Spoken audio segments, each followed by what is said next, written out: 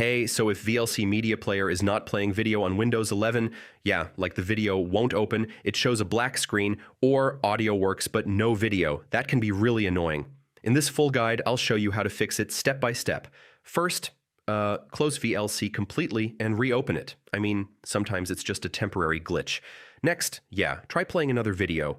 This helps you figure out if the issue is the file or VLC itself.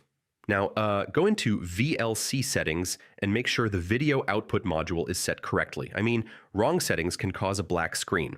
Yeah, hardware acceleration can sometimes cause playback issues. Try turning it off in VLC settings.